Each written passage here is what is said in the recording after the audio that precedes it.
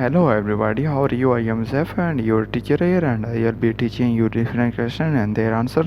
So I welcome you on classtheta.com where we will be discussing question. So let's get on the question. So our today's question is answer the following questions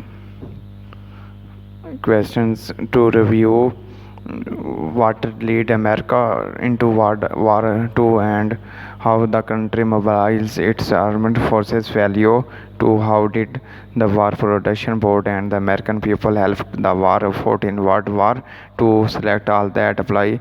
Mark all correct answers. Asian format support groups for views.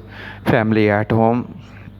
B option converted factors from making consumer goods to making war materials. C option created posters to encourage enlistment. D option planned victory cartons and reduced purchases to help with supply needs. E option served as nurses to help the wounded. 8 divide 9 pre next. The correct answer of the question is the correct answer are be converted factors from making consumer goods to making war materials. The option planned victory cartons and returned purchases to help with supply needs.